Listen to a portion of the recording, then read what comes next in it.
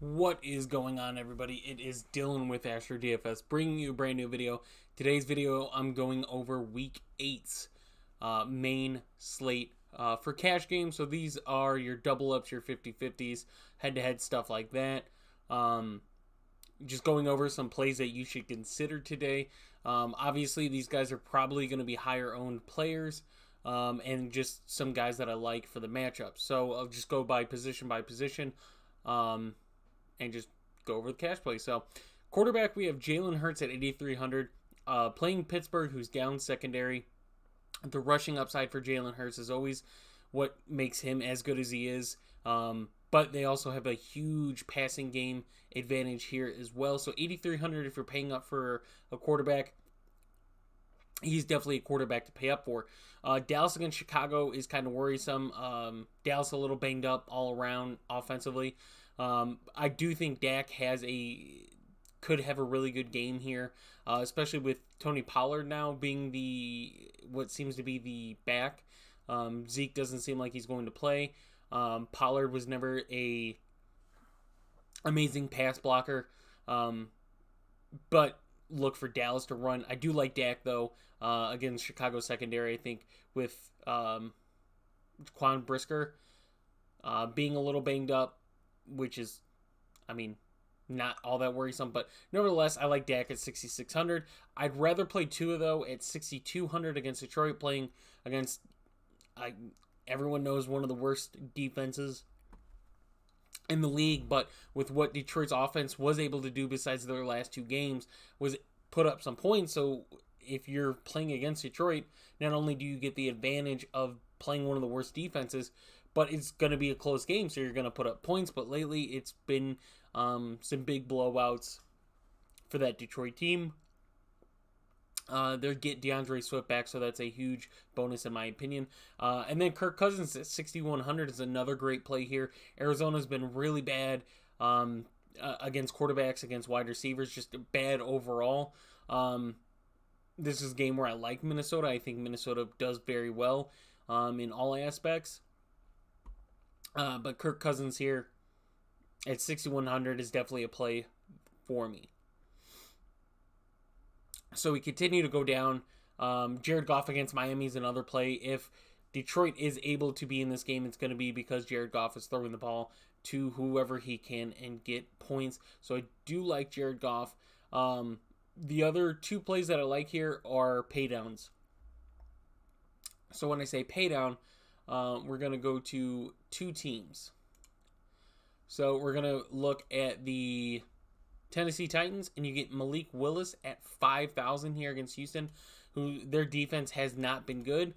You can look pretty much right there. Not a good defense at all.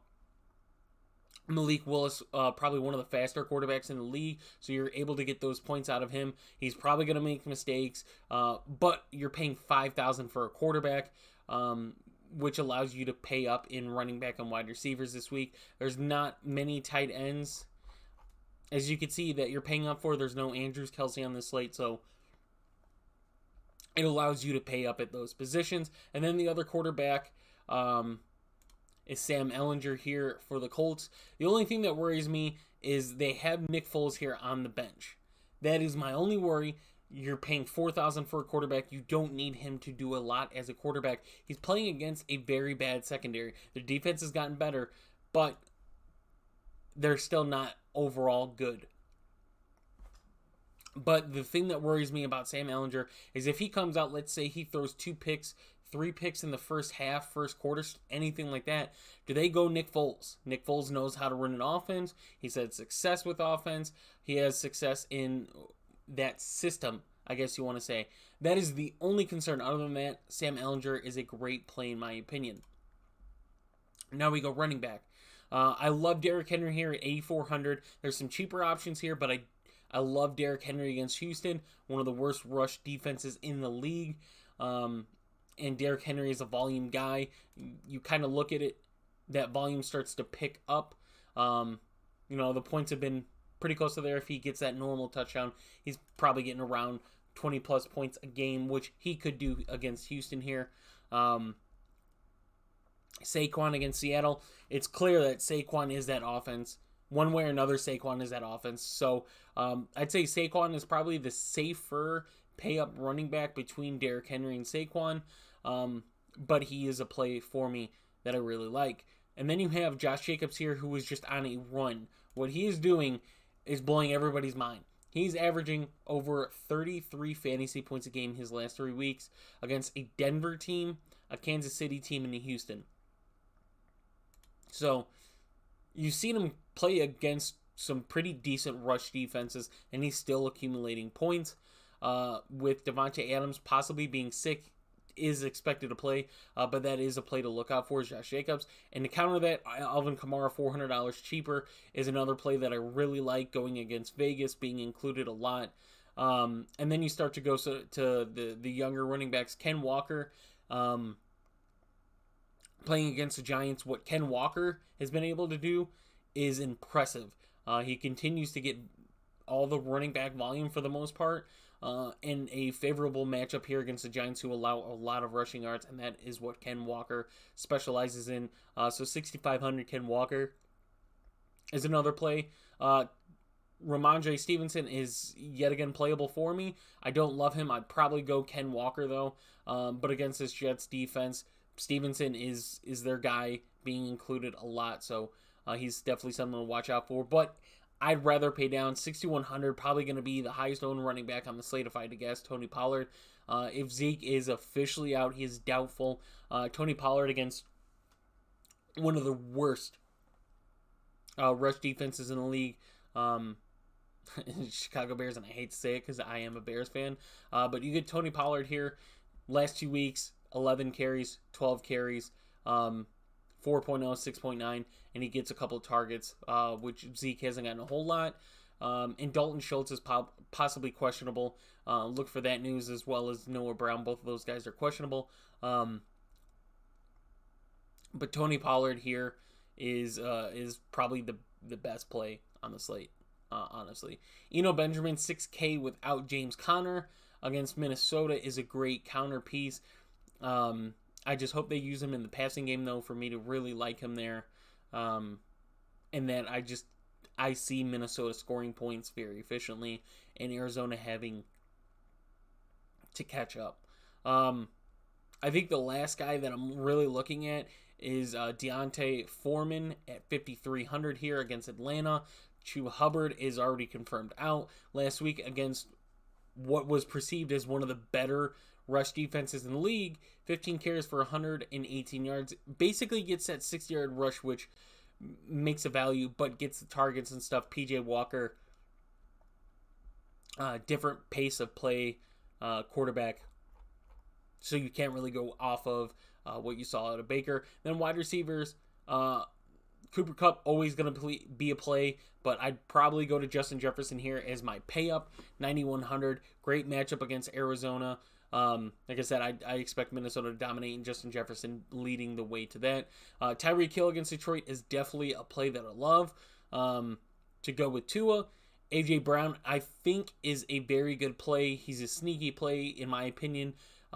Philly should be able to just dominate. Might not be able to, or they might not need to use A.J. Brown that much, but he's got a really good matchup here against Pittsburgh, who, like I mentioned, is down a lot of secondaries. DeAndre Hopkins is a play that I like too. So if you like the Minnesota side like I do, DeAndre Hopkins is a piece to have on that opposite side. 7,400. You look at what he does against New Orleans, yet again, banged up team. Minnesota's not that banged up, but 14 targets in his first game back. Gets a 100-yard bonus, 10 receptions, no touchdowns, so that is where you get the impressiveness, in my opinion. Amon-Ra St. Brown, if you like Jalen Waddle and Tyreek Hill, which I do. Jalen Waddle, Tyreek Hill, both those guys are playable for me. I like the matchup. I like the way the game script is for him. Amon-Ra St. Brown is another piece to have. Obviously, with DJ Chark now fully out against Dallas last week, in my opinion, he probably wasn't as healthy as he needed to be. But when he is healthy, 12, 12, 9 for the targets. So if he is playable, which I hope he is, I go for him. I'd probably go Jalen Waddle, though, in my opinion, but I do think he is playable. The Seattle receivers I'm not going to really touch. I do think it's playable for both of them in cash. They're too close in price for me. Both of them questionable. DK Metcalf is somehow playing. If he wasn't playing, Tyler Lockett would probably be a lot more playable. But DK Metcalf is expected to play now. But the Giants secondary has been very, very good this season, which is worrisome for me. Brandon Ayuk at 6,100 is another receiver. With Deebo Samuel out, Brandon Ayuk now becomes probably the number one target on that offense. Obviously, you have Christian McCaffrey, which you're going to include in packages, and you have George Kittle healthy now. But with Deebo out, Brandon Ayuk becomes a number one receiver in that close divisional game. And then Chris Olave against Vegas. I mean, with Michael Thomas and Jarvis Landry apparently being out every week now, and then Juwan Johnson being questionable, Chris Olave is just a play. He is He's one of those guys to be a Rookie of the Year candidate. Almost 500 yards through half the season. And against this Vegas secondary who's not been good, Chris Olave is definitely a play for me. We continue to go down. DJ Moore. We finally see DJ Moore have a good week, and it's with PJ Walker. I think DJ Moore is honestly playable here against Atlanta. I don't think he's going to see AJ Terrell that much. But at 5,300, obviously a value play for me that I really like. And with that, Drake London as well at 5,100 against Carolina. Going to have a good matchup as long as he gets those targets, which he should. I mean, last week we started to see his targets go down. But the matchups they have, I mean, is where it's at. So Cleveland, say a good, probably not the greatest matchup for London. 7 targets, 2 receptions. Tampa Bay, their corners were healthy in that game. 4 of 7, 35 yards. San Fran, one of the better defenses in the league. And then Cincinnati, one of the better defenses in the league. Now he faces Carolina, who their defense is good, but they don't have a lock, what I would consider a lockdown corner. I think J.C. Horn is getting to that role, but I don't think he's there yet. But I don't believe Drake London is going to see a lot of him with that. Wan'Dale Robinson, 4,700. Not the greatest matchup of who he's going to line up against, but I think 4,700 with the injuries there. Wan'Dale, it's clear when he's not hurt, when he's healthy, he's going to get targeted and fantasy points. So 4,700, Wan'Dale Robinson. There's obviously some other plays. Marquise Goodwin is a guy that jumps in if, for whatever reason, Metcalf and Lockett are both out. Then Marquise Goodwin obviously goes into that role of playable. Now let's go to tight ends, and we'll end it on tight ends. So Zach Ertz against Minnesota is a very good matchup for him. You see last week his targets go down with D-Hop returning. I don't know what that really means for the future of Zach Ertz, but 5,100 against Minnesota, probably going to be passing the ball a lot. I like Zach Ertz here. I like TJ Hockenson, though. Probably got one of the best tight end matchups on the slate at 4,900. Going against Miami with the injuries on Miami. I like TJ Hockenson here. He hasn't put up the most. He's a very boomer bust tight end, and I get it, but I think this is one of his booms. Pat Freiermuth, when Kenny Pickett is in, Pat Freiermuth and George Pickens are his 2 top targets. Against Philly here, where they're going to probably be passing the ball a lot because they're going to be down. And they're going to need to with how Philly plays.